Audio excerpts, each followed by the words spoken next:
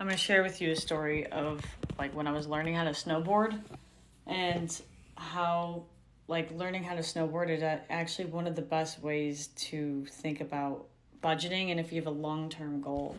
So, I've lived in Colorado for the last 10 years and I grew up in the Midwest. I'm from Chicago. Like it's flat as a fucking pancake out there. There ain't no snowboarding, skiing.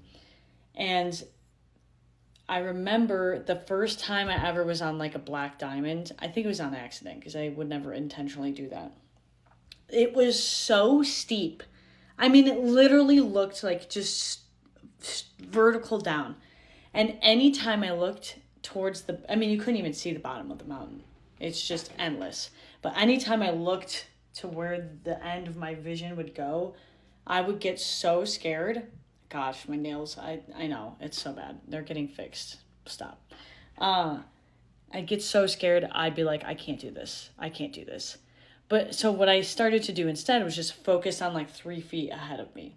And this works great for me because I'm actually nearsighted, so couldn't even see the bottom very well. Anyways,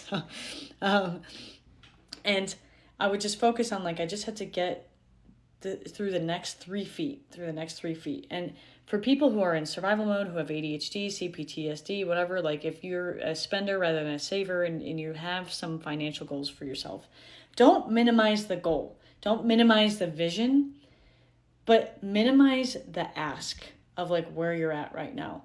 How do you get from where you are right now to the end of the week? How do you get from where you are right now to the end of the day? How do you get from where you are right now to the end of the hour?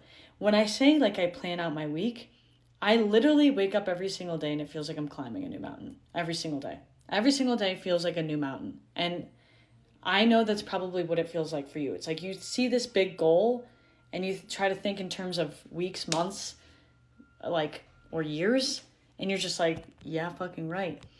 Keep the big goal, keep the vision, but break it down into very small, very bite-sized pieces. Like, the only way that you're going to accomplish a big goal, it's like, how do you eat an elephant? One bite at a time.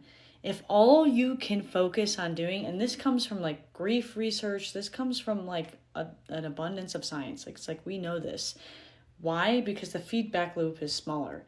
And when you have a smaller feedback loop, it generates more dopamine in the brain because the dopamine is the molecule of more. Dopamine is the thing that says do it again. And once you're able to show that you can accomplish the next hour or the next 30 minutes or the next 3 seconds, you get that dopamine of like, I did it. And then you'll want to do it again.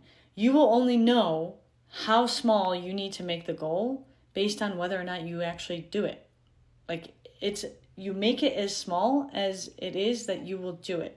So if the smallest thing possible is, okay, I'm just putting my toothpaste on the toothbrush, that's step 1. And then step 2 is lifting it up. Step 3 is one, like that is sometimes how far down you need to break it for yourself. And just know you don't stay there forever. It's just to build momentum because once you have that momentum, nothing can stop you.